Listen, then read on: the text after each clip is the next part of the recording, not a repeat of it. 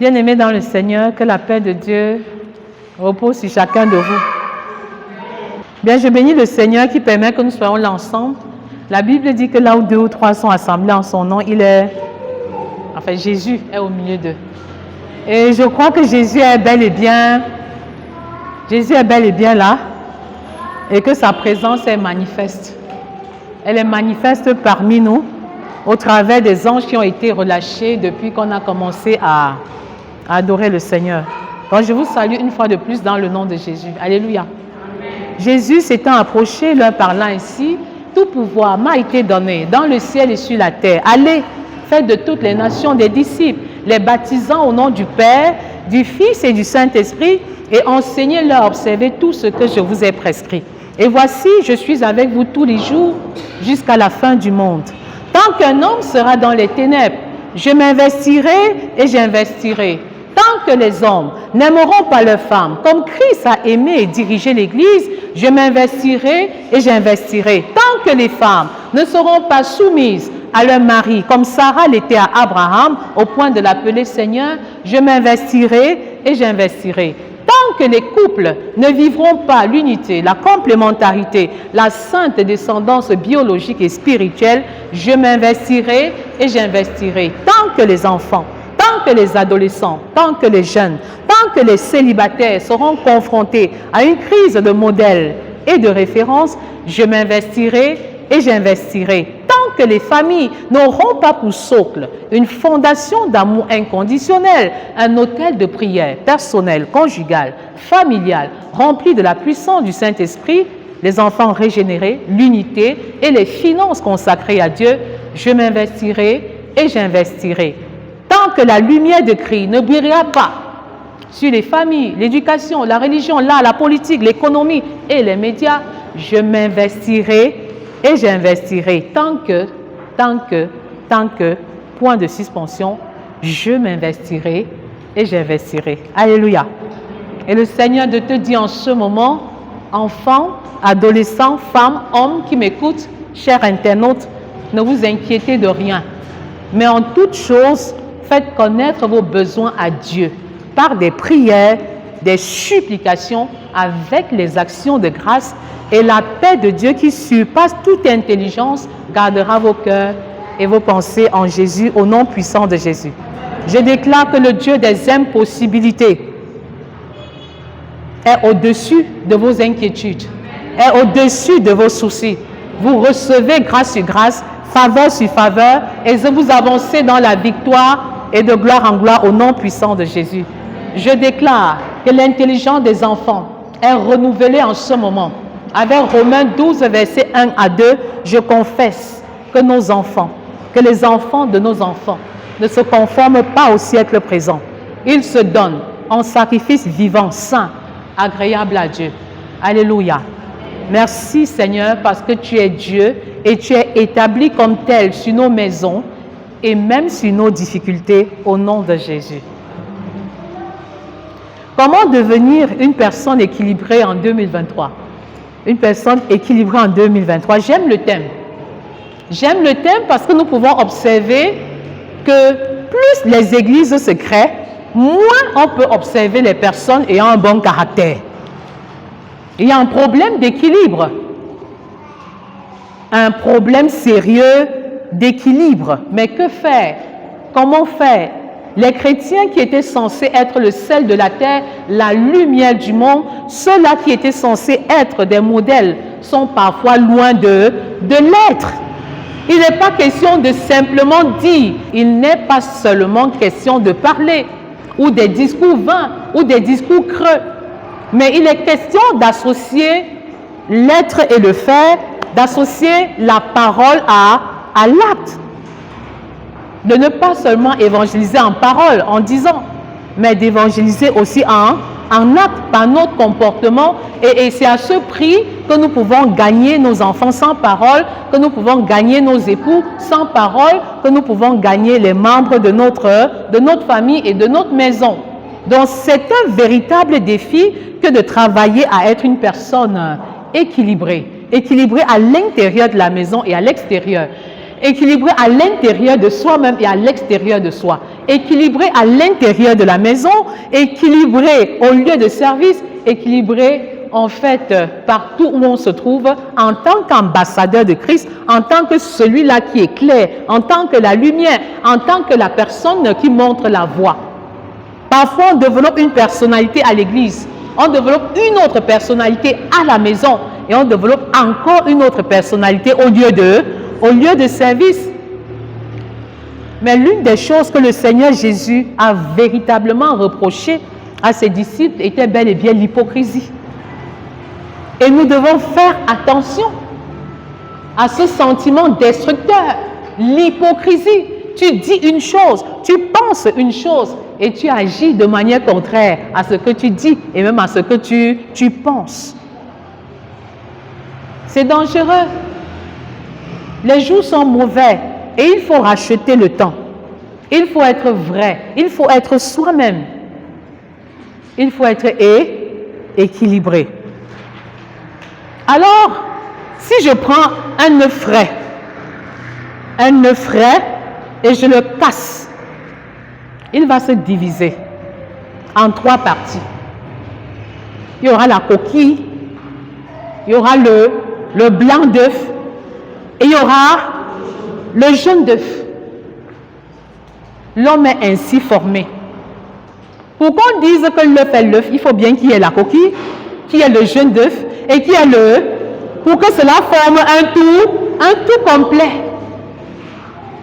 L'homme, avec grand H, c'est-à-dire l'homme et la femme, l'homme est formé de la dimension de son corps, de la dimension de son âme et de la dimension de son esprit.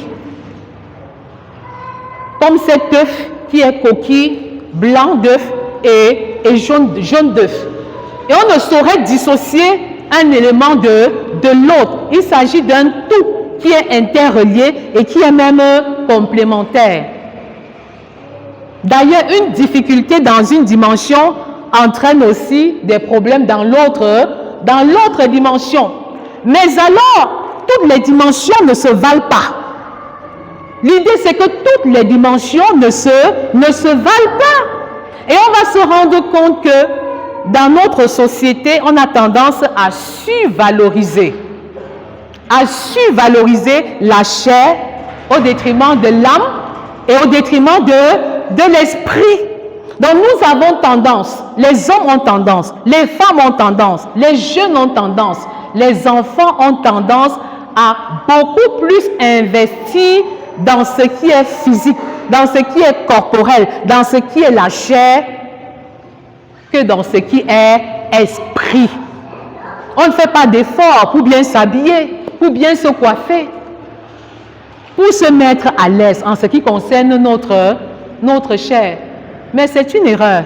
Et c'est une grave erreur parce que la santé physique, la santé charnelle n'entraîne pas la santé de l'âme et encore moins la santé de l'esprit. C'est pour dire qu'il faut mettre les choses en ordre. Parfois, vous pouvez prendre cet élément de manière subtile, mais c'est très profond parce que le diable est un inverseur. Il est un inverseur. Il va juste t'amener de manière très subtile à mettre plus d'emphase sur ce qui est charnel, sur ce qui va passer, sur ce corps qui n'est que poussière et qui retournera poussière. Au détriment de quoi? Au détriment de ton esprit qui devrait bénéficier de toute l'attention. De toute l'attention. Vous voyez, c'est difficile de passer une journée sans manger. Même les chrétiens n'aiment pas beaucoup le jeûne. C'est difficile de passer une journée sans manger.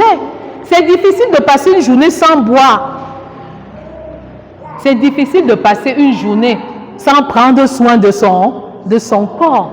Mais on peut passer 1 an, 2 ans, 3 ans à ne pas se soucier de la nourriture de son esprit. Et c'est ça le véritable problème. Pour être équilibré, il faut donner la priorité à l'esprit. Il faut nourrir son esprit de manière permanente. Et ça nous renvoie donc directement à la nouvelle naissance qui est un concept qui est très peu compris par les chrétiens. Vous voyez, on a 3 dimensions.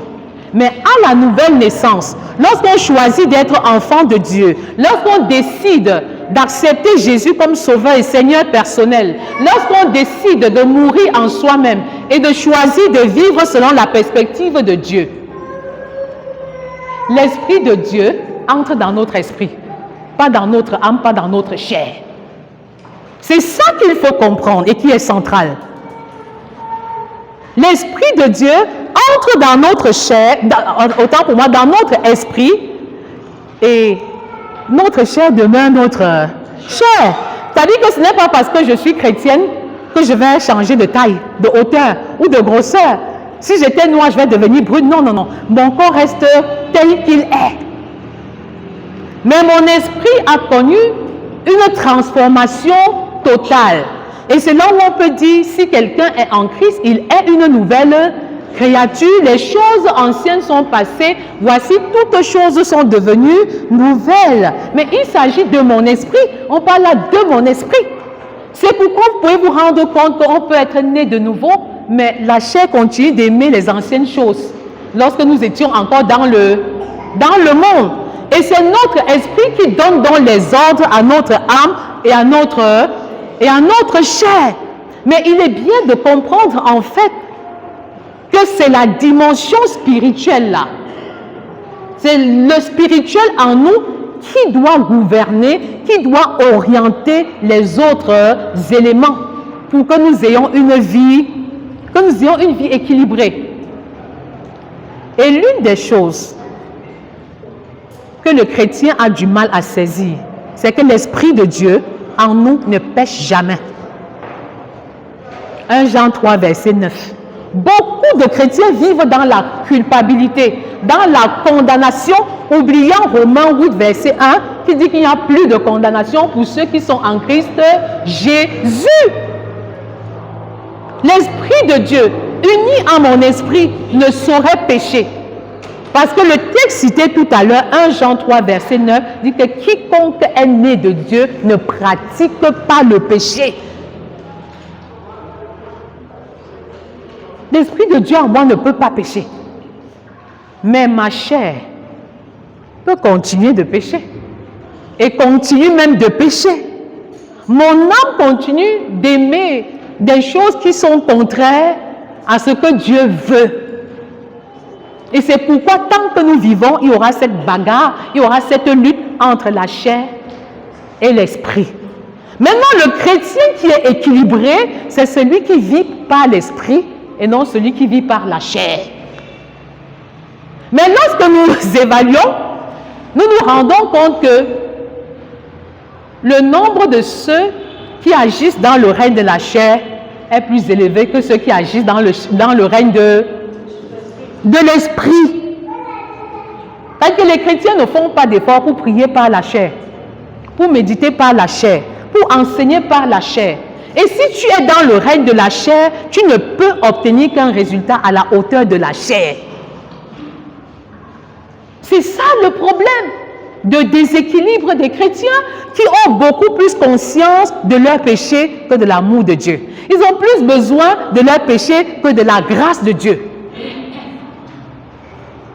Est-ce que ça se comprend un peu? Mais le fait de dire que l'Esprit de Dieu en moi ou en chacun de nous ne pêche pas, ne signifie pas que je dois me mettre à pécher n'importe comment. Au contraire, si je suis né de Dieu, Jésus est devenu ma justice. Avec 2 Corinthiens 5, verset 21, il est ma justice.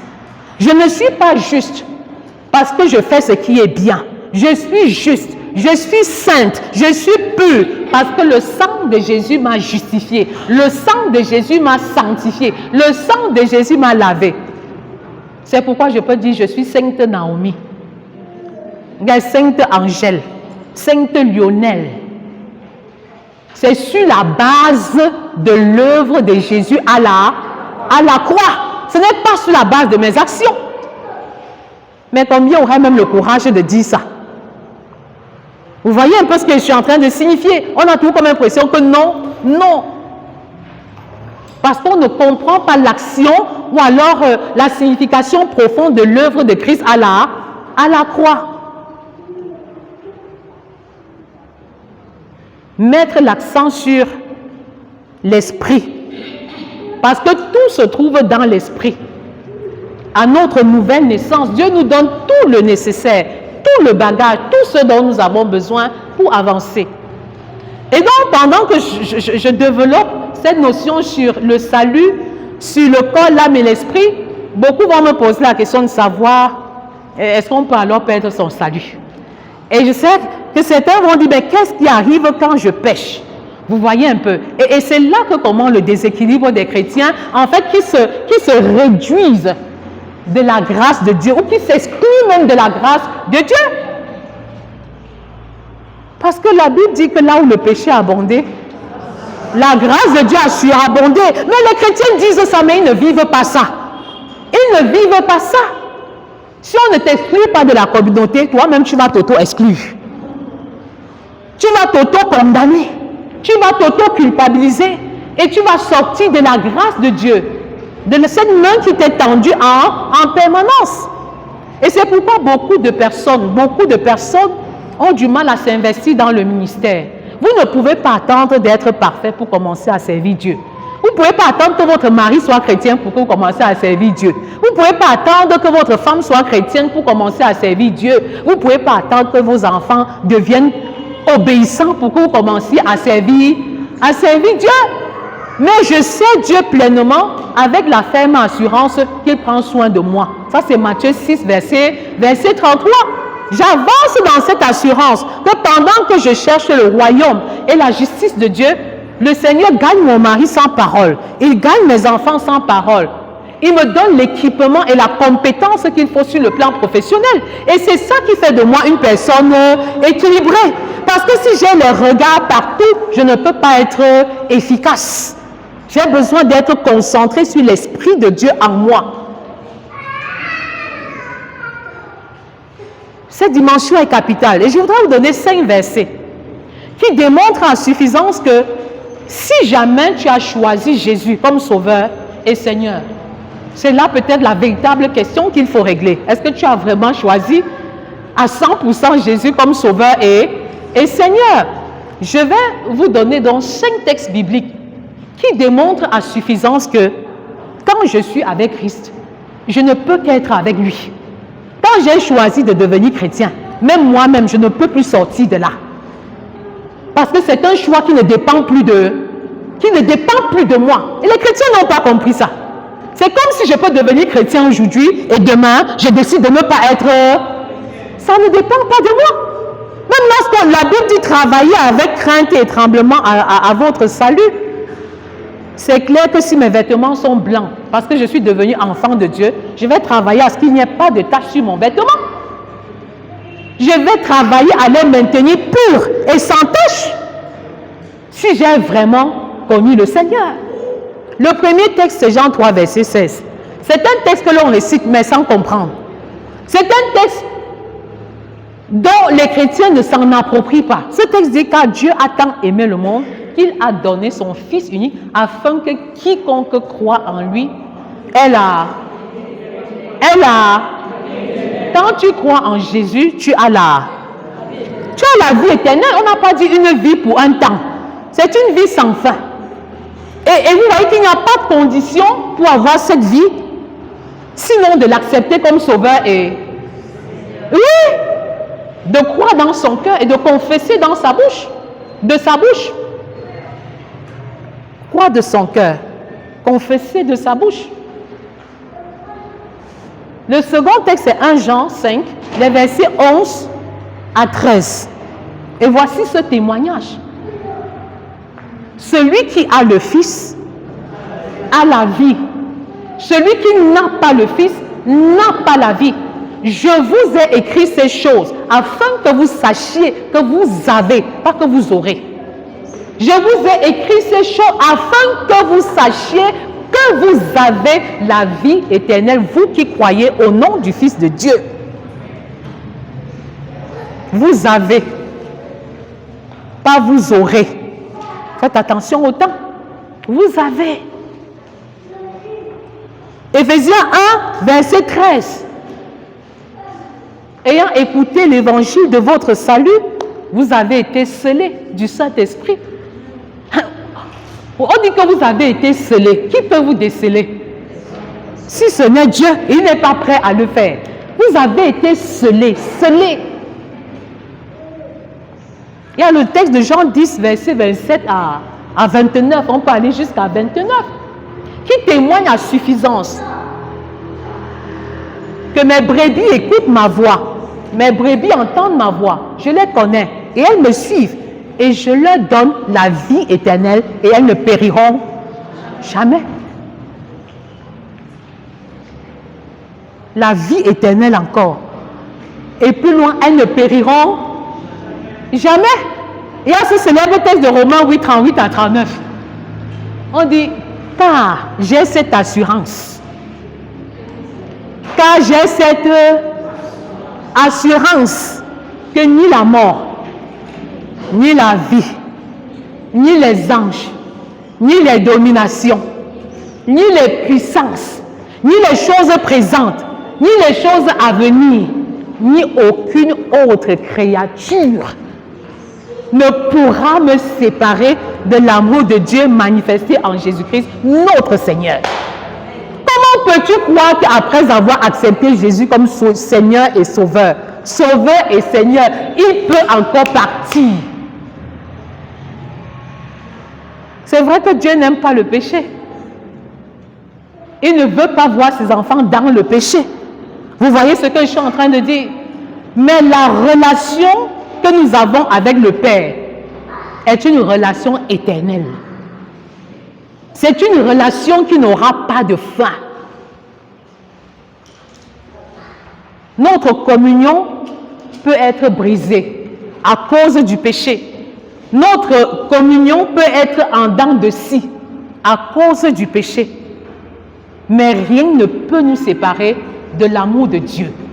Absolument rien, absolument personne, même pas les anges, même pas la vie, même pas la mort, même pas les puissances.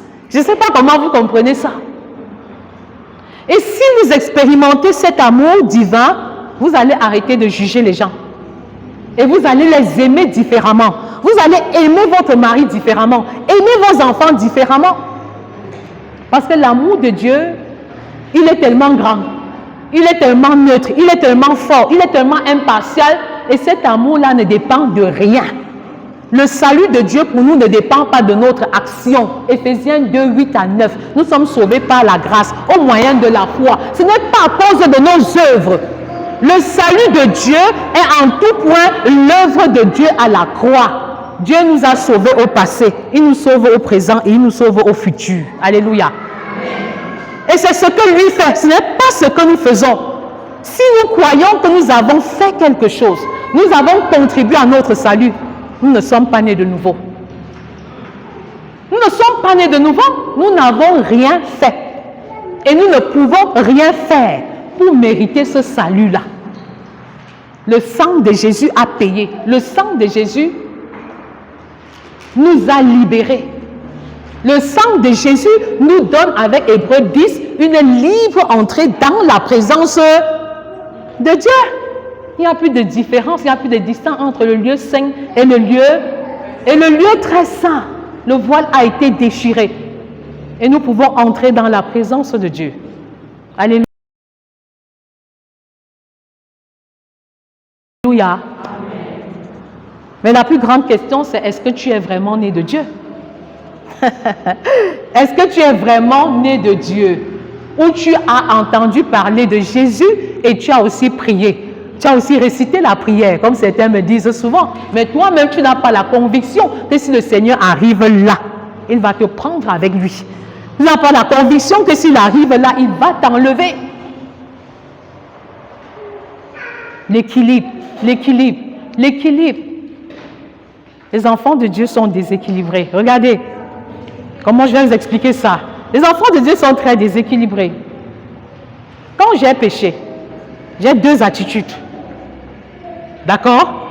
J'ai deux attitudes de me voir. Je peux décider soit de me voir dans la chair, c'est-à-dire dans le péché, soit de me voir dans l'esprit. Quand je vais me voir dans la chair, je serai très déséquilibré. Pourquoi? Parce que je vais me rendre compte que, Seigneur, je ne suis qu'un pauvre pécheur. Je ne suis capable de rien. Je fixe des bases, mais je n'arrive jamais à les réaliser. Je n'arrive pas à me marier. Qu'est-ce que j'ai fait? Est-ce que je me comporte mal? Mon attitude? Il n'est rien de tout ça. Mais quelqu'un d'autre va choisir de se voir dans l'esprit. Vous savez quoi? Quand Jésus nous regarde là, ce n'est pas par la chair. Il nous regarde dans l'esprit. Cela veut dire que même si je suis dans le péché, je peux encore demander des choses à l'Éternel et il m'exauce. Si j'ai plus conscience de l'amour de Dieu pour moi, de sa grâce, et si je suis dans une détermination à ne pas rester dans le péché. Quand je disais à Dieu, mais explique davantage, il me faisait voir que regarde la vie de Samson. Regarde la vie de Samson. C'est vrai qu'il s'est laissé duper par Dalila. Il a commis des choses terribles. Il est allé à l'encontre de ce que Dieu voulait, n'est-ce pas? Il s'est compromis. Mais quand il a pris conscience de l'Esprit de Dieu qui est en lui, Quand il a juste pris conscience que je reste un oint de l'Éternel, l'Esprit de Dieu reste sur moi, malgré mon péché, malgré mes souffrances, bien que mes yeux soient même crevés. Il a réalisé 2 fois ce qu'il n'avait pas réalisé en 20 années de ministère. Alléluia. Donc je vais dire à quelqu'un en ce jour, et sors de ton cocon. Sors de ton désert. Vois par l'esprit. Commence à te voir comme Dieu te voit et les choses seront totalement différentes. Les choses seront totalement différentes. Je disais à une maman hier dans une communication téléphonique que ce qui fait la différence entre toi et moi, c'est que moi je traverse mes déserts en étant contente. Je traverse mes déserts en sachant que c'est Dieu qui change mes déserts en étant. Mais toi, tu as décidé de focaliser ton attention sur le désert et maintenant tu es assommé par ton désert. Tu es assommé par le désert et il y aura toujours les déserts. Il y aura toujours les déserts dans notre environnement. Mais retiens que tu es incapable de changer le désert parce que le désert est naturel. Et tu ne vas pas changer l'ordre naturel des choses. Par contre, tu peux laisser que les déserts là changent ta vie. Et quand les déserts vont changer ta vie, tu pourras donc dominer sur l'environnement désertique dans lequel tu te trouves. Alléluia. Oui, tu pourras dominer les déserts, quel que soit leur nom. Le désert d'un mari incrédule, le désert d'un mari cupide, le désert d'un mari infidèle, le désert des enfants désobéissants, le désert même d'une vie spirituelle qui va en dents de scie. Tu ne peux pas changer l'extérieur. Mais tu peux choisir que les déserts changent ton intérieur, changent ton caractère, changent ta façon de voir et ta façon de faire. Et quand tu réussis cet exploit, qu'est-ce qui se passe? Le Seigneur ouvre une fenêtre, c'est-à-dire qu'il y a des oasis, des points d'eau dans le désert. Et la grâce de Dieu t'est ouverte au travers de cette fenêtre au nom puissant de Jésus. C'est en ce moment que tu te rends compte que mais tout n'est pas noir. Il y a une voie, il y a une issue. Jésus reste et demeure le chemin, la vérité et la vie, même dans les déserts de ma vie. Quand vous réussissez cet exploit, vous êtes épargné d'un double désert. Parce que si tu laisses le désert extérieur envahir ton intérieur, tu vas souffrir d'un double désert. Le désert de l'environnement extérieur, mais aussi le désert de l'environnement intérieur. Et cette fois-là, c'est la catastrophe. Même quand on va te présenter une solution, tu verras toujours les problèmes. Même quand les choses seront claires, tu verras tout en noir. Parce que le désert de l'intérieur est plus dangereux que le désert de l'extérieur. Quand tu expérimentes une sécheresse à l'intérieur de toi, il est difficile de féconder d'autres vies, de féconder d'autres vies. Et c'est le cas pour beaucoup de personnes. C'est pourquoi nos familles sont sans dessus-dessous. Parce que vous voyez des gens sourire, être physiquement jolis, mais à l'intérieur, ils sont dans les déserts les plus secs, sans point d'eau, sans oasis. Il n'y a personne pour sauver. On travaille à sauver les apparences. Tu es bien habillé, tu souris, mais c'est un sourire jaune en fait. C'est un sourire pour démontrer aux gens que ça va même très bien. Mais au fond de toi, quand tu es seul, tu pleures.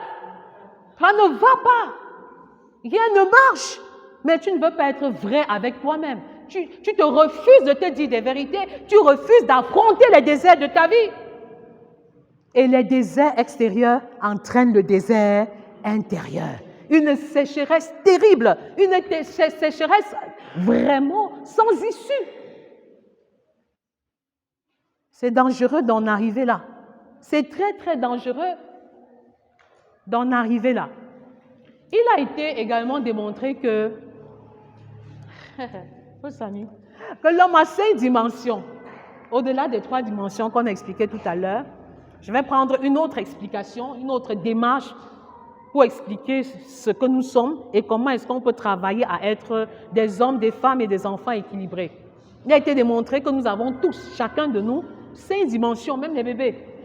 La dimension physique et financière qui renvoie à notre corps et comment nous gérons nos biens et notre argent. C'est ça la dimension physique et financière. Il y a la dimension émotionnelle qui est cette partie de nous qui renvoie à nos sentiments. Et il a été démontré qu'une personne qui est émotionnellement en bonne santé est capable de donner et de recevoir l'amour. Nous avons la dimension sociale qui met en exergue nos interactions avec les personnes, avec les autres personnes. C'est également l'occasion de développer la sympathie, c'est-à-dire se mettre à la place de l'autre sans pour autant se compromettre. Il y a la dimension mentale qui est cette partie de nous qui réfléchit, qui raisonne, qui résout les problèmes. Vous voyez un peu? Et enfin, il y a la dimension spirituelle qui est cette partie de nous qui nous met en rapport étroit avec notre Dieu, avec notre foi, nos principes, nos croyances, notre appel ou l'appel de Dieu sur notre vie. Donc voilà les 5 dimensions qui font toute personne que nous sommes. La dimension physique et financière, la dimension émotionnelle, la dimension mentale, la dimension sociale et la dimension spirituelle. Bon, l'objectif pour moi n'est pas d'énumérer uniquement ces dimensions. La véritable question, c'est quelle est la dimension qui doit être au centre? Parce que selon ce que je vais choisir comme dimension centrale, je serai équilibré ou déséquilibré. Quelle est la dimension qui doit être au centre? Quelle est la dimension qui doit prendre la première place? Quelle est la dimension qui doit diriger les autres dimensions? Je ne voudrais pas que vous répondiez, parce que de manière spontanée, beaucoup vont dire la dimension spirituelle. Pourtant, de manière concrète, il n'en est rien. Il n'en est rien. Regardez, si vous mettez la dimension financière et physique au centre, elle ne peut pas intégrer les autres dimensions. Si vous mettez la dimension physique au centre, cela veut dire tout simplement que cela veut dire que vous vivez avec une perspective terrestre. Et la perspective terrestre en elle-même n'est pas mauvaise. C'est-à-dire que vivre pour avoir une promotion professionnelle, pour de l'argent, pour des voitures, pour des villas, pour des virements, ce n'est pas mauvais. Parce que c'est Dieu qui bénit, d'accord? Il est même le Dieu de l'or et de l'argent. Mais donner la première place à la dimension terrestre, c'est ça le problème en fait. Ou à la dimension physique, c'est ça qui est le problème. Vous ne pouvez pas lui donner la première place dans votre vie.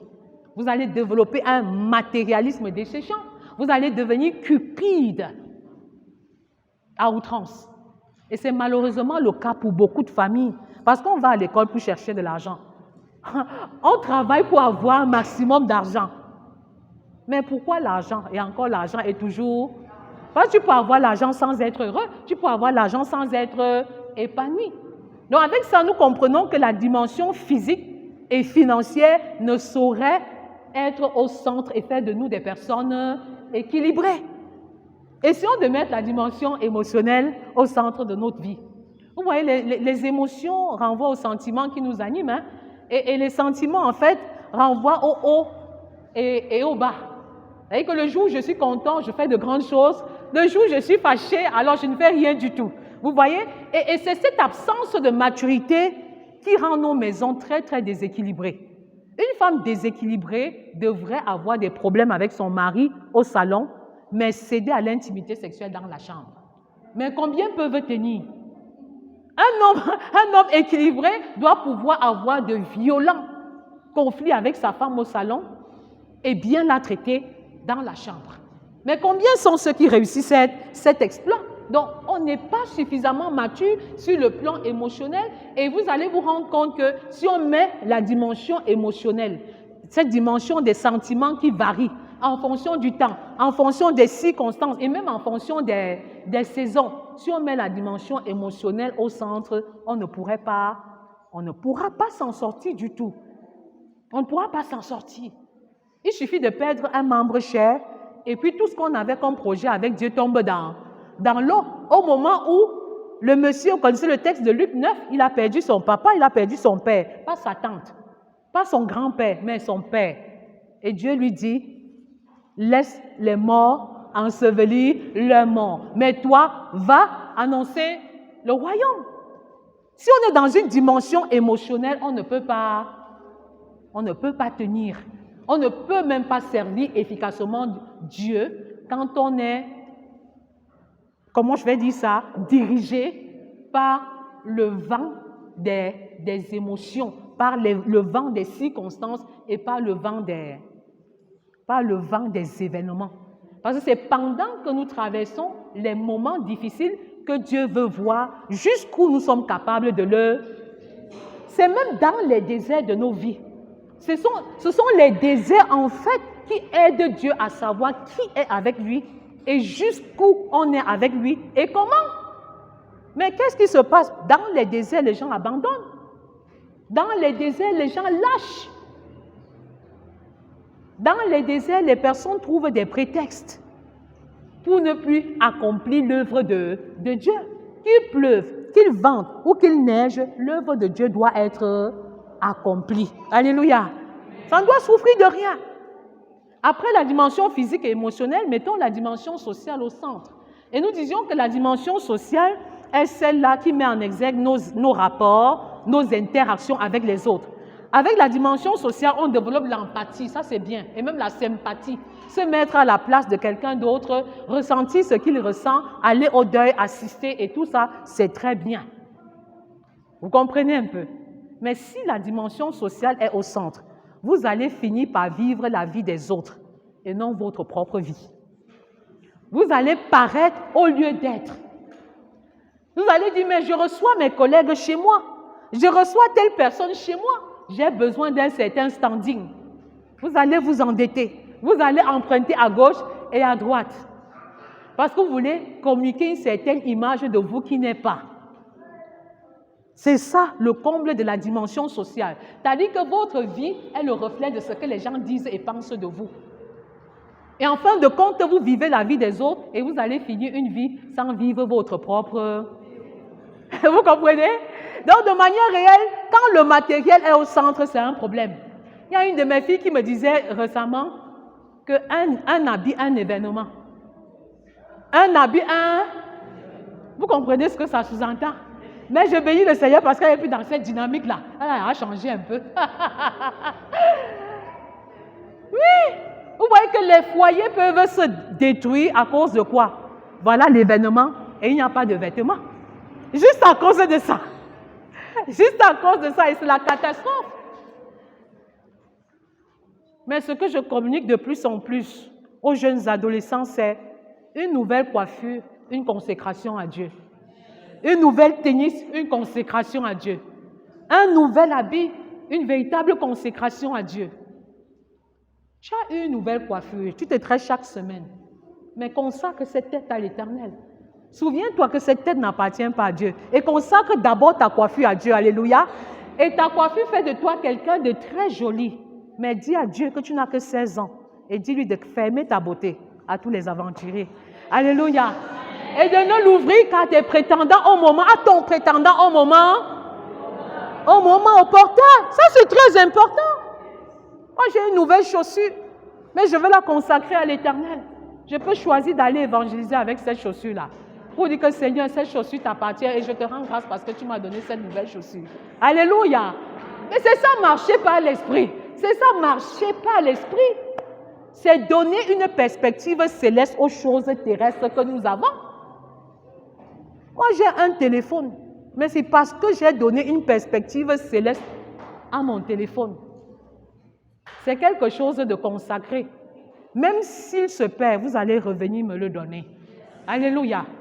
Je le dis parce que le mois passé, c'est ça, le 29 janvier, nous sommes allés à Yaoundé pour inaugurer officiellement un groupe de bâtisseurs, des couples qui travaillent ensemble. Et on a oublié tout un lot de livres dans la malle arrière.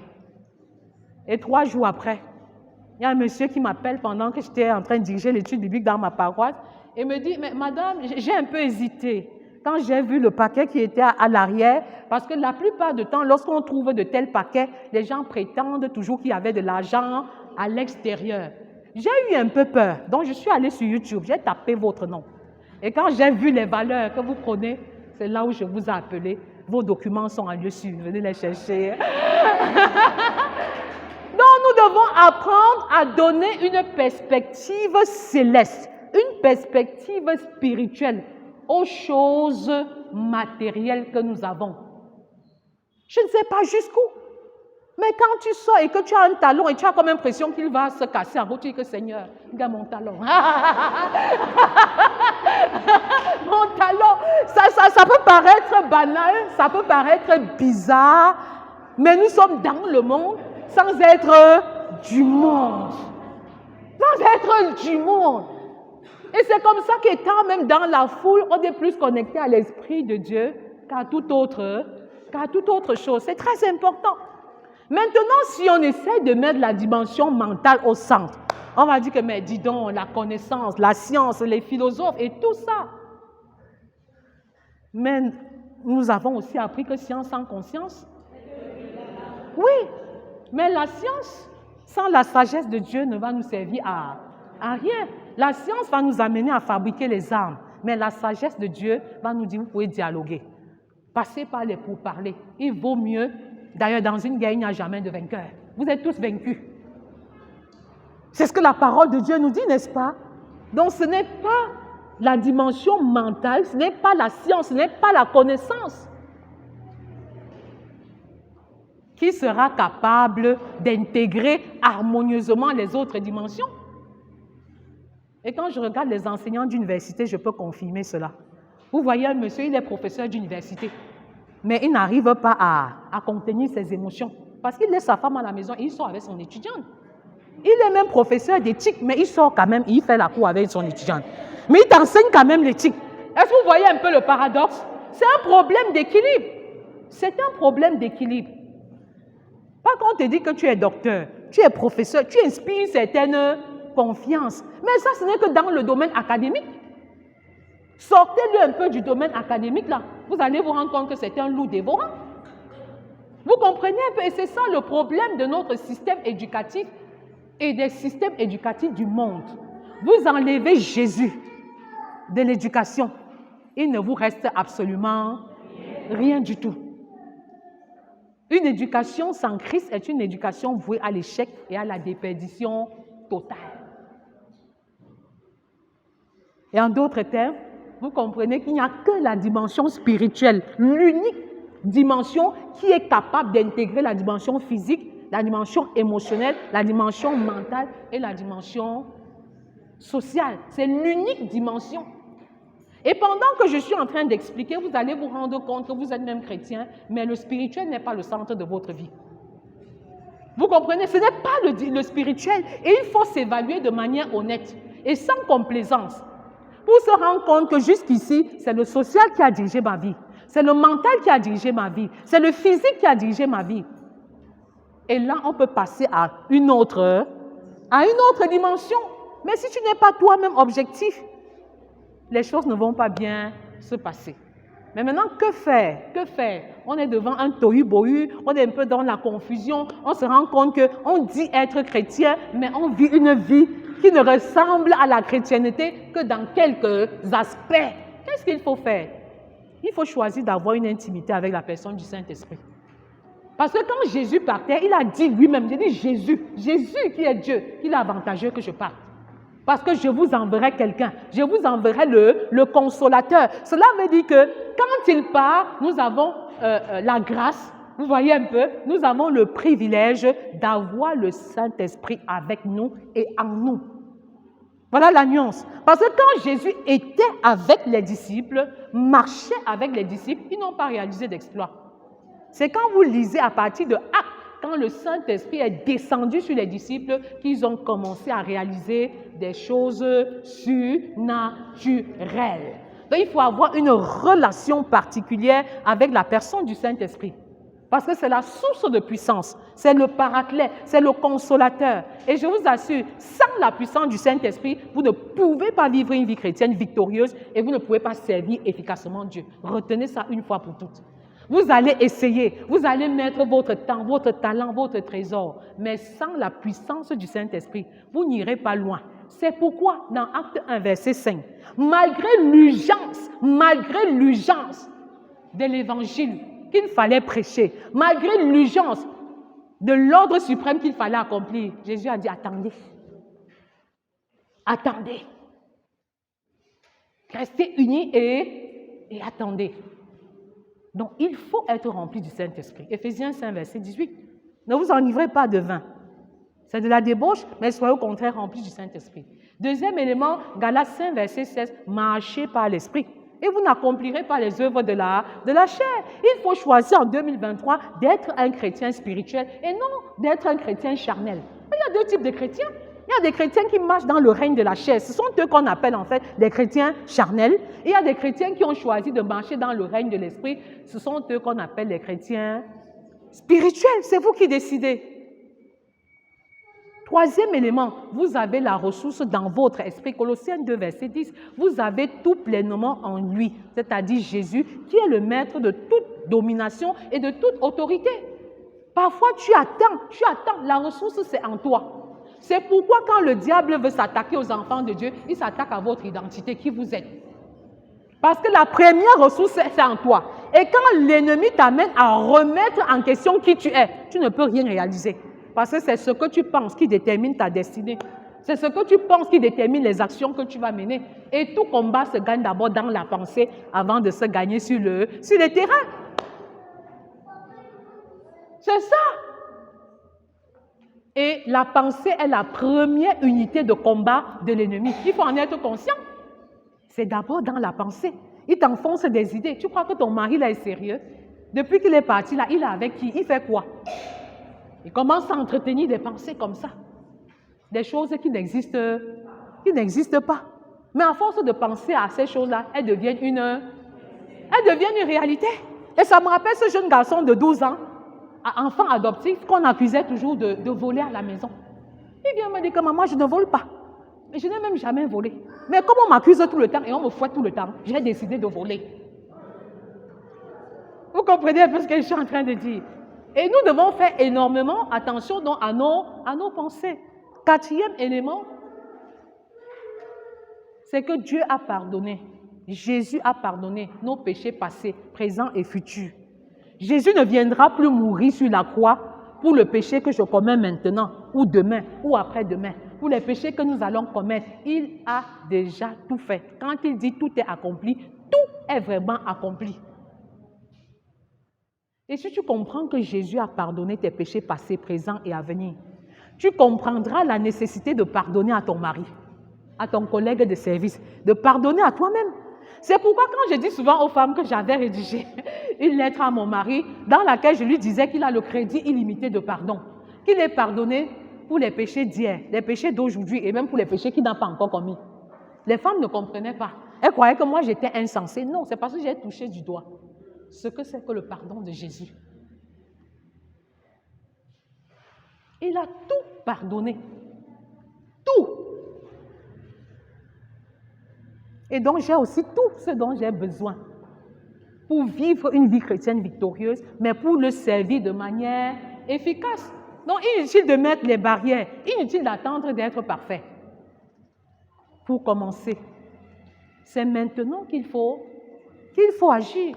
Et en cinquième lieu, ce que je propose, c'est d'être un disciple reproducteur et de faire des disciples reproducteurs, vivant en Christ, par Christ et pour Christ. Beaucoup de gens disent servir Jésus. Beaucoup disent faire pour Jésus. Mais ils font pour eux-mêmes. Ils font pour plaire à un organisme, à une communauté. Mais est-ce que tu t'engages à être un disciple au pied de Jésus, et ensuite faire des disciples au pied du Maître, en vivant, je dis bien, par Christ, pour Christ et en Christ. Le Seigneur cherche de telles personnes. Et il voudrait investir en de telles personnes. Parce que j'ai l'habitude de dire que Jésus, c'est un homme d'affaires. C'est le plus grand homme d'affaires que j'ai jamais rencontré sur la terre. C'est un homme d'affaires qui ne perd jamais. Et il veut t'associer dans ses affaires du salut des âmes. Si tu le désires, il te choisira comme un partenaire.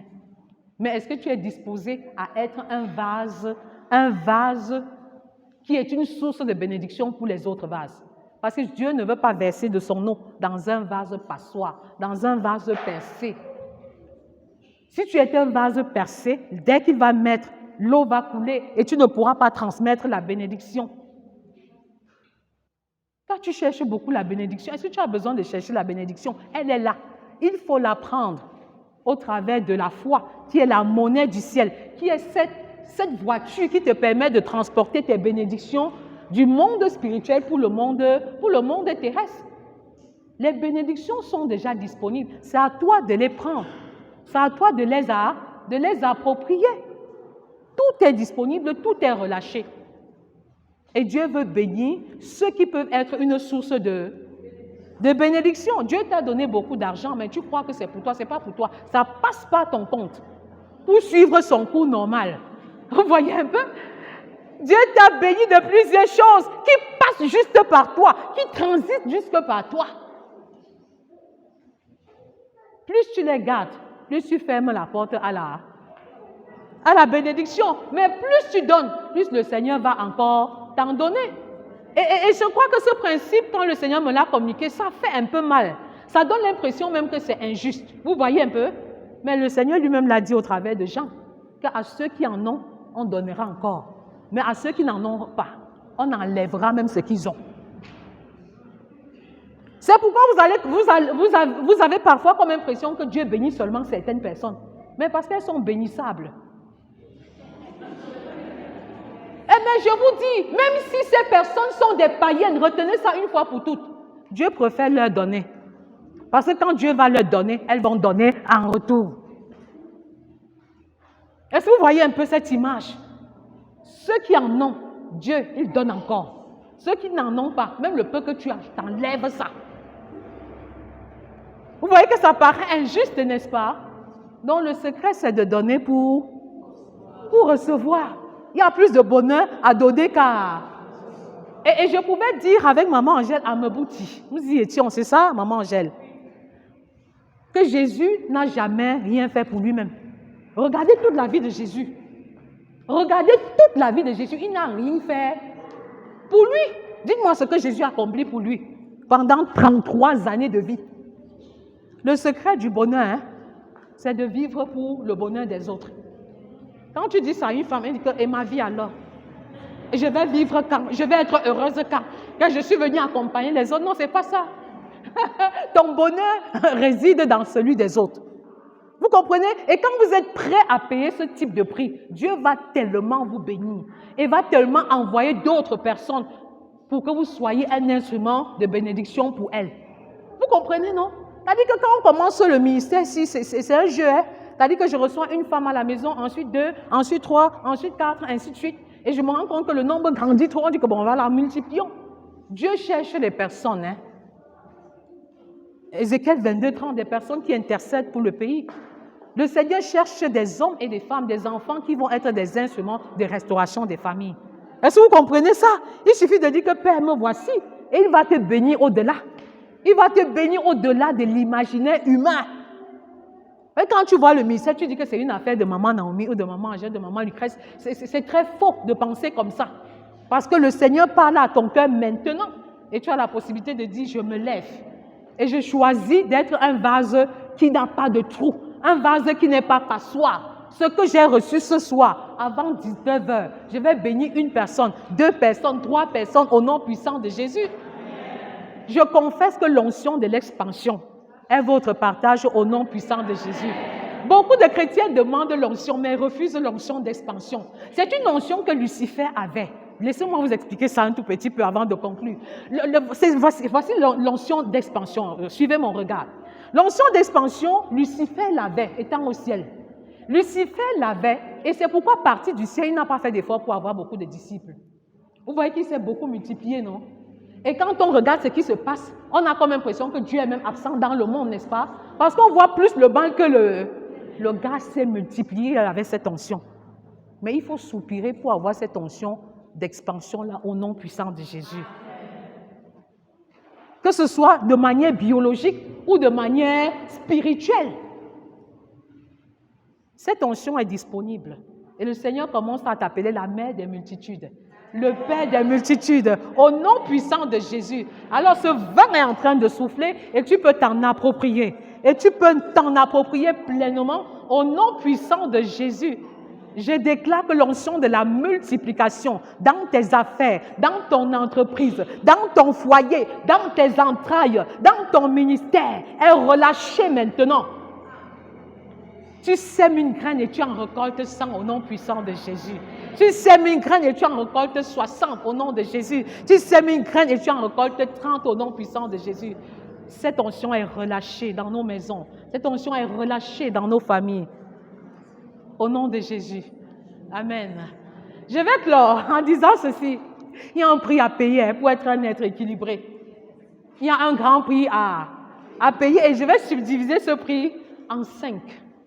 Il y en a qui savent quelques-uns de ces prix, mais il est important d'écouter dans une attitude de méditation, dans une attitude de je veux payer le prix avec le Seigneur. Comme Christ lui-même a payé le prix en mourant à la croix, en portant sa croix. Je veux payer le prix. Je veux me mettre dans la disposition de payer le prix, même si ça me coûte ma propre vie. Premier prix. Le triple prix. Il faut payer le triple prix du renoncement, de la sanctification et de la consécration. Je vais expliquer ça avec le texte de Jean, qui dit en fait que la vie est dans la mort. La vie se trouve dans la mort. Est-ce que vous n'avez pas encore expérimenté? La vie se trouve dans la mort. Si le grain de blé tombé en terre ne meurt, il ne peut porter beaucoup de...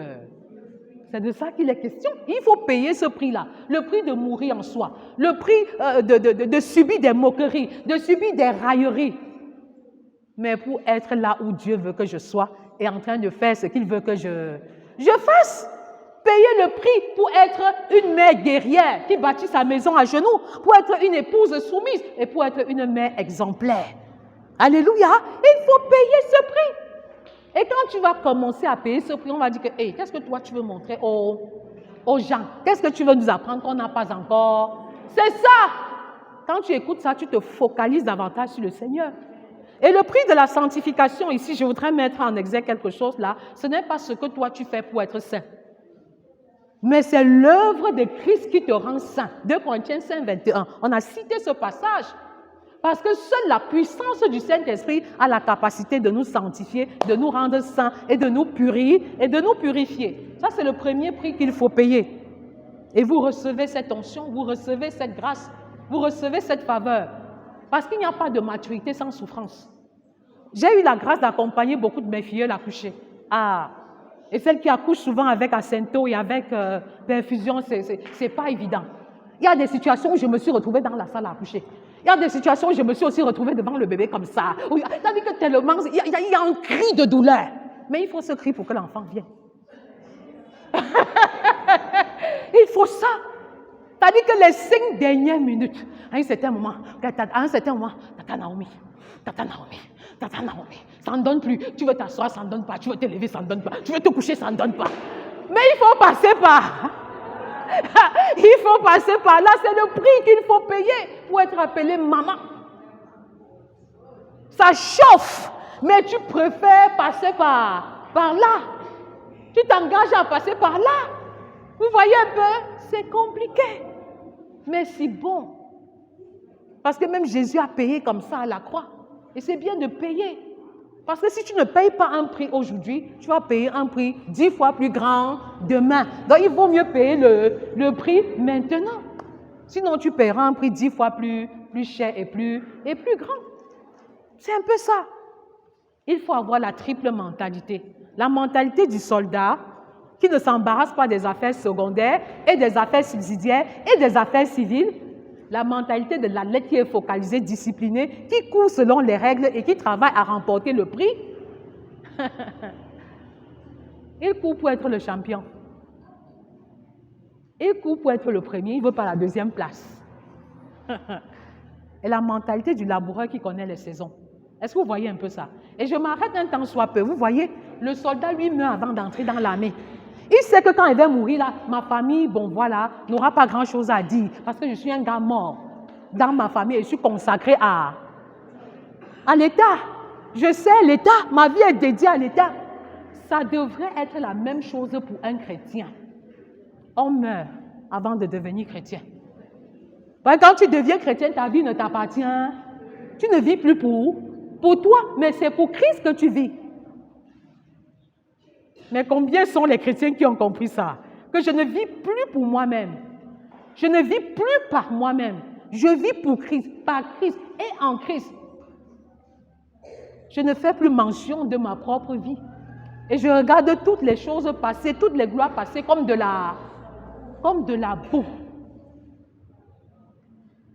Les chrétiens n'ont pas compris qu'il faut payer un prix, qu'il faut même mourir avant de devenir chrétien. Et c'est pourquoi il y a beaucoup de pseudo ou bien de fausses conversions.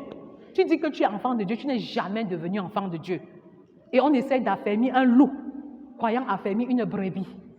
Mais tu ne vas jamais devenir une brebis parce qu'on t'a affermi. Il vaut mieux repartir sur de bonnes bases. Maintenant, il faut aspirer à la triple excellence. Il faut aspirer à la triple excellence. L'excellence, c'est quoi? C'est être la bonne personne au bon endroit en train de faire la bonne chose. La bonne personne au bon endroit en train de faire la bonne chose. Que ce soit sur le plan spirituel, c'est répondre à l'appel de Dieu sur ma vie. Et de travailler à produire un résultat à la hauteur de ce que le Saint-Esprit attend de moi. Sur le plan familial, il est question de jouer pleinement mon rôle. Sur le plan ministériel, il est question, comme je le disais, de répondre également à l'appel de Dieu et de travailler sous la direction du Saint-Esprit. Et sur le plan professionnel, c'est ça la triple excellence, il est question de faire de son travail un instrument d'évangélisation et de discipulat. Combien de collègues sont venus à Christ par moi? Combien de collègues sont en train d'être des disciples au travers de moi, en tant qu'instrument? Combien de camarades de classe est-ce que j'ai? Et comment est-ce que je présente l'évangile, je parle de Jésus de manière systématique à mes 60 camarades de classe? C'est ça la triple excellence. Quatrième point, c'est qu'il faut s'inscrire dans la triple formation. Vous allez vous rendre compte que là, c'est 3 depuis. Et ce n'est pas un chiffre au hasard. Le triple prix, la triple mentalité, la triple excellence, la triple formation. La triple formation, c'est la théorie, c'est la simulation et c'est la pratique. Et c'est comme ça que nous fonctionnons à l'Académie Femmes d'Impact de Family Love Movement. On reçoit d'abord la théorie, comme ce fut le cas avec Jésus. Il enseignait la théorie à ses disciples. Il y a le temps de simulation où on essaye de voir de manière concrète comment est-ce qu'on peut appliquer ce que le Seigneur a communiqué, et à la pratique où nous-mêmes, on se jette dans le champ de mission et Jésus a envoyé ses disciples deux à deux. Et enfin, il faut s'approprier la triple guérison. Le peuple de Dieu est malade, les familles sont malades, le diable vole la santé. Et aujourd'hui, on va récupérer ça au nom de Jésus. Il faut croire. Il a dit il faut croire. Il n'a pas dit qu'il faut entendre parler. Tu as vu comment les personnes étaient délivrées. Mais jusqu'ici, tu ne crois pas à ta propre délivrance. C'est pourquoi les choses tardent à s'accomplir. Et j'aime ça. Quand je dis ça, je suis très contente. Parce que ce que je dis là, c'est des choses, comment je vais dire ça, que j'expérimente avec Dieu. Et j'étais très heureuse quand une maman m'a appelée il y a cela 2 jours pour me déclarer qu'elle était enceinte. En fait, après les 40 jours de jeûne, bien pendant les 40 jours de jeûne, il y a eu beaucoup de bénédictions des entrailles. Je fais abstraction des autres choses, parce qu'il y en avait beaucoup. Il y a eu beaucoup de bénédictions des entrailles. Et certaines mamans, certains papas aussi croyaient que la bénédiction était seulement attachée aux 40 jours. Non, la bénédiction est attachée à avant 40 jours, pendant 40 jours, et il y a un grand feu après les 40 jours. Alléluia. Donc, si vous avez la possibilité de rentrer dans les textes-là, ne vous empêchez pas de déclarer et de proclamer les révélations de l'Éternel qui avaient été relâchées pendant cette période. Et je suis convaincue que cette conception est une bénédiction d'après 40 jours. Pendant qu'on est déjà en train de relancer les autres 40 jours de jeûne, il faut vous inscrire. Il y aura un embouteillage, même 2 mois avant. Surtout que le thème, c'est comment écouter la voix de... On est en train de finaliser le matériel adéquat. Le feu va davantage brûler parce qu'un feu viendra trouver un autre feu. Un feu viendra trouver un autre feu. Donc, il faut croire à sa guérison. Il faut s'en approprier sa guérison. Pendant que j'enseignais, non, je n'enseignais pas, je faisais des proclamations à la nuit de la traversée dans ma paroisse. Il y a beaucoup de personnes qui ont trouvé leur guérison. Il y a une de mes filles dans la communauté qui avait un genre de mal bizarre là. Vous savez, il y a un genre de problème qu'on ne peut pas dire en public, non? Dit que j'ai mal à tel endroit, ça se passe comme ci ou comme ça. D'abord, elle avait peur d'aller à l'hôpital. Elle disait que je vais même faire comment? Je ne suis pas prête à m'exposer. Pendant que les déclarations se passaient, c'est une déclaration juste de 15 minutes. Hein. Elle s'est appropriée sa guérison. Et quand elle me raconte comment ça s'est passé, elle me dit que quand tu déclarais ceci, disais seulement que le Seigneur m'a pas. Quand tu déclarais ce que tu avais dit que le Seigneur m'a pas. Donc elle s'appropriait chaque bénédiction, elle s'appropriait. Et je me suis rendu compte que parfois on est même passif quand il y a témoignage. Quand ceux qui m'ont précédé témoignent de quelque chose, il faut s'approprier parce qu'un témoignage relâche encore une onction de guérison ou une onction de délivrance de ce qui est en train d'être dit. Comment une femme peut te dire que j'ai conçu, toi tu cherches l'enfant, tu ne dis pas que c'est aussi ma part. Quelqu'un te dit que j'ai été délivré du mal de pied, toi tu as mal au pied, tu restes là comme ça. C'est l'occasion de dire que, Seigneur, toi aussi, mes pieds sont là. Mes pieds sont... J'ai besoin que tu me touches, j'ai besoin que tu me visites. Est-ce que vous comprenez un peu? Ça fait donc que beaucoup de personnes reçoivent leur guérison pendant que j'enseigne. Ce n'est même pas pendant que je prie pour déclarer les choses. Parce que c'est la parole qui guérit. C'est Jésus qui guérit. Et Jésus est la parole faite chair.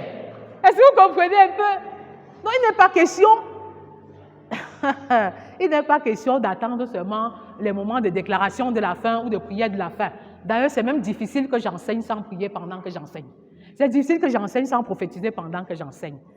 Et un jour, j'ai rencontré un serviteur de Dieu et je lui ai donné son état spirituel. Comme il n'était pas d'accord, il a voulu remettre en question la prophétie. Et je lui ai dit, Papa Pasteur, tu fais la différence entre la prophétie et l'enseignement? Il dit non. Je dis que quand tu m'écoutes enseigner là, tu fais la différence entre quand j'enseigne et quand je déclare des prophéties? Il dit non. Je dis que merci, pasteur. Tout simplement. Et je voudrais dire aux hommes de Dieu qui nous écoutent en ce moment qu'ils ont beaucoup égaré le peuple de Dieu. Ça, c'est une parole que le Seigneur a relâchée. Ils ont beaucoup travaillé à égarer et à détruire des familles. Parce qu'ils ne savaient pas, mais au lieu d'aller à la source se renseigner, pendant qu'ils cherchaient à bâtir les familles, ils ont plutôt contribué à les détruire. Homme de Dieu, qui que tu sois, et à quelque endroit où tu te trouves, il est question d'aller te repentir. Retourne dans ces familles-là et rétablis la paix et l'ordre au nom de Jésus. Amen. Moi, j'ai eu des filles qui sont venues me voir en me disant, le pasteur nous a demandé d'aller vivre d'abord ensemble. Et on va bénir le mariage après. C'est un principe biblique. Nous devons nous sentir concernés. Même en tant que fidèles, nous devons prier pour nos bergers. Et que les bergers également se connectent au berger par excellence, qui est Dieu. Alléluia. Nous allons prier pour clore. Nous allons prier pour clore. Normalement, quand la prophétie ne satisfait pas notre cœur, on ne veut pas la recevoir. Nous allons prier. Et il y a beaucoup de grâces qui sont disponibles. Et je voudrais que tu pries en parlant à l'Éternel. Les amis, vous parlez à l'Éternel, d'accord? Vous êtes avec nous. Je fais les ateliers avec vous et avec les hommes aussi. Oui, nous pouvons nous mettre debout. Je voudrais que tu parles à l'Éternel. Je ne sais pas d'où vient ton déséquilibre. Peut-être au lieu du service, tout le monde t'apprécie, tu es excellent. Mais à la maison, ton mari n'a jamais reconnu que tu es une bonne femme. Peut-être tu es une excellente épouse, mais les enfants n'ont jamais vu en toi une bonne mère. À quelque niveau que ce soit, nous sommes un peu déséquilibrés. Nous sommes un peu déséquilibrés quelque part. Et je voudrais que tu admettes avec moi que tu es déséquilibré. Que tu admettes avec le Seigneur que tu es déséquilibré, mais que tu ne veux plus te voir au travers du déséquilibre, au travers de la chair, mais tu veux te voir dans l'esprit. Tu veux te voir dans l'esprit, parce que le Seigneur a mis en toi toute la ressource nécessaire. Il a mis en toi tout ce dont tu as besoin. Les amis, on se lève. Et tu peux parler à l'Éternel sur ta vie. Hier, pendant que nous prions encore pour cette rencontre, le Seigneur nous a donné le texte d'Exode 7, verset 1. Et il pouvait dire dans ce texte, je t'ai établi comme Dieu sur Pharaon. Est-ce que tu peux déclarer que tu es Dieu sur tes soucis maintenant? Je rappelle que ce texte est écrit avec grand D. Quand tu vas entrer à la maison, lis-le. Internaute qui prie avec moi, tu es autant béni que ceux qui sont avec moi dans cette salle. déclare et proclame que tu es établi Dieu sur les pharaons de ta vie. Tu es établi Dieu sur les impossibilités de ta vie. Tu prends cette identité spirituelle-là. Tu prends cette identité spirituelle-là en tant qu'enfant de Dieu. Parce que si tu n'es pas enfant de Dieu, ce n'est pas possible. Et si tu doutes un peu de ta personnalité, ton statut spirituel, dis à Dieu, me voici Seigneur, je me donne à toi. Je me donne totalement à toi. Et je reçois de toi ce mandat, cette autorité, cette procuration, par le nom de Jésus. Je marche sur les pharaons de ma vie. Je marche sur les pharaons de mes enfants. Je marche sur les pharaons de mon foyer. Les pharaons de l'incrédulité, vous tombez maintenant au nom de Jésus. Les murs de Jéricho, vous êtes complètement renversés. Les marabouts qui tiennent captifs les familles sont dans la confusion au moment où nous prions. Ils sont dans la confusion. Ceux qui sont des ennemis de ta destinée sont engloutis par les eaux de la mer Rouge maintenant au nom de Jésus. Je vous renverse. Je vous renverse. Je vous rends inopérant. Je vous rends impuissant sur ma vie. Dorénavant, je mène une vie équilibrée. Je marche par l'esprit. Les dons spirituels sont relâchés. Les dons spirituels sont relâchés et vous les recevez maintenant. Vous les recevez maintenant. Tu avances dans le surnaturel. Tu avances dans le surnaturel parce que le Seigneur t'amène dans une autre dimension. Une autre dimension. Une autre dimension. Le Seigneur embrase les cœurs. Le Seigneur embrase tes pieds. Oh, qu'ils sont beaux les pieds de ceux qui annoncent l'évangile.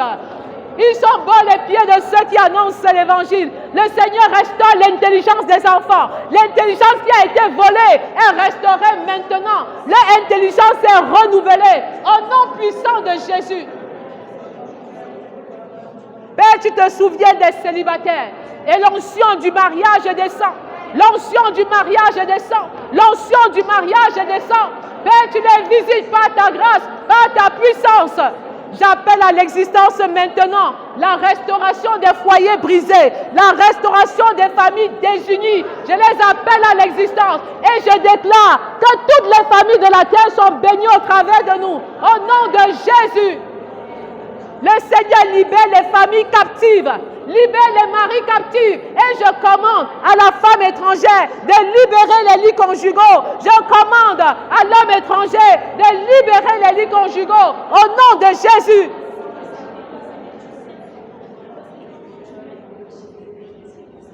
J'appelle à l'existence le réveil spirituel. Et je déclare que je suis un agent de réveil dans mon pays. Je suis un catalyseur du réveil dans ma nation. Je suis un catalyseur du réveil. Je suis un instrument du réveil dans ma nation, dans ma famille, dans ma Jérusalem, dans ma Judée, dans ma Samarie et jusqu'aux extrémités de la terre. Père, je déclare que je suis un partenaire d'affaires spirituelles avec toi au nom puissant de Jésus. La stérile enfante. La stérile enfante. Père, tu visites les trompes bouchées. Je marche sur les kystes, sur les fibromes.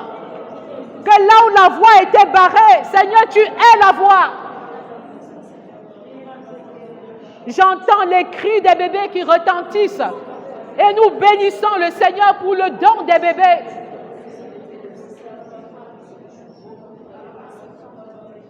Est-ce que tu peux déclarer après moi? Toutes les familles de la terre sont bénies en moi. Tous les enfants camerounais. Et par extension, tous les enfants de la terre sont bénis au travers de moi. Toutes les femmes camerounaises et par extension, toutes les femmes de la terre sont bénis au travers de moi. Tous les hommes camerounais et par extension, tous les hommes de la terre sont bénis au travers de moi. Tous les célibataires de la terre, tous les célibataires camerounais sont bénis au travers de moi. Et tes enfants seront des disciples de l'Éternel. Je confesse que mes enfants sont des disciples de l'Éternel. Les enfants de mes enfants sont les disciples de l'Éternel. Crois au Seigneur Jésus et tu seras sauvé, toi et ta famille. Je confesse le salut de mon mari. Je confesse le salut de ma femme. Je confesse le salut de mes enfants. Moi et ma maison. Moi et ma famille. Nous servirons l'Éternel. Moi et les Camerounais. Moi et les enfants camerounais. Moi et les enfants camerounais. Moi et les adolescents camerounais. Moi et les célibataires camerounais. Moi et les femmes camerounaises. Moi et les hommes camerounais. Et par extension, toutes les familles de la terre. Nous servirons l'Éternel. Je confesse que je suis guéri. Que je suis restauré. Ce n'est pas mon mérite. C'est le sang de Christ qui a payé pour ma restauration, pour ma guérison, pour ma délivrance. Je déclare que mon corps n'est pas le temple de la maladie. Mon corps est le temple du Saint-Esprit, l'habitation du Saint-Esprit. Saint-Esprit, règne dans mon corps, règne dans ma vie, dans mon foyer, dans ma famille, dans ma maison, dans mes affaires, dans mon lieu de service. Je confesse que tout est accompli. Je suis libre et libéré du mal de tête, du mal de pied, des douleurs abdominales, du mal de dos, des courbatures, du mal de nerfs. Je suis totalement libéré, libre par le sang de Christ, par les meurtres issus de Christ. Je confesse que je suis guéri. Je refuse de porter une douleur que Christ a portée. Je refuse les symptômes du diabète, de l'hypertension, de la malaria. Je refuse, je résiste à la maladie comme au péché. Même si ma guérison tarde, je crois que je suis guéri. Car lorsqu'un arbre tombe, les feuilles restent verdoyantes. Quand Jésus a maudit le figuier, c'est plus tard qu'il a séché. C'est pourquoi je confesse ma guérison. Je crois que je suis guéri, que je suis restauré. J'irai à l'hôpital, mais pour avoir la confirmation de ma guérison. Parce que je ne combats pas l'hôpital. Je ne combats pas l'hôpital. Je ne combats pas les médecins. Mais les médecins témoigneront que Dieu me guérit. Dieu me restaure dans mon corps, dans mon âme, dans mon esprit. Sur cette base, quand Jésus a déclaré que mon âme est triste jusqu'à la mort, il a porté mes maladies de l'âme. Il a porté toutes mes blessures émotionnelles. Il a porté tous mes rejets. Et je déclare maintenant que je suis une créature nouvelle. Je déclare que je suis un instrument de réveil dans ma maison, dans ma famille. Je suis un instrument de restauration des familles. Au nom puissant de Jésus. Seigneur, merci pour ta lumière. Merci pour ta restauration. Au nom puissant de Jésus. Amen. Est-ce qu'on peut acclamer pour le Seigneur? Merci beaucoup.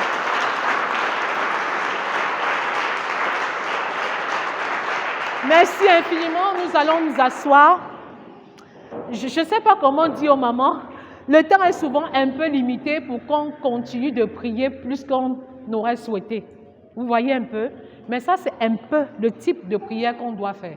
C'est le type de prière que le Seigneur nous prescrit. Prier étant debout, prier en marchant, prier en déclarant, prier en proclamant la parole de Dieu sur notre vie, sur notre famille et sur nos enfants. Amen. Amen. Quand nous allons rentrer à la maison, ne dormons pas sans avoir fait ce genre de choses. La flamme de l'Éternel a été relâchée, les anges de l'Éternel ont été relâchés, les restaurations ont été relâchées, les dons spirituels ont été relâchés. Il faut s'en approprier. Et quand nous allumons le feu comme ça sur l'autel, il faut l'entretenir pour que la flamme demeure en permanence. Si c'est compliqué, commencez à faire des déclarations avec la parole de Dieu. Commencez à faire des déclarations avec le psaume 23, avec le psaume 91, avec le psaume 35, si vous n'arrivez pas à dormir et tout ça. Est-ce que vous comprenez? Mais faites des déclarations sous la base de l'amour inconditionnel et du pardon inconditionnel. Ne soyez pas seulement prêts à dire que Seigneur brandit le grand et le petit javelot. Ça, c'est trop facile. Mais dire à Dieu que pardonne à mes ennemis. Est-ce que vous comprenez un peu? Donc, quand bien le texte est là, priez dans une attitude d'amour inconditionnel et de pardon inconditionnel, dont les anges ont été relâchés, les guérisons sont vraiment là. Et on n'aura pas le temps de prendre forcément le retour. Family Love Movement, un projet de Dieu pour la restauration des familles.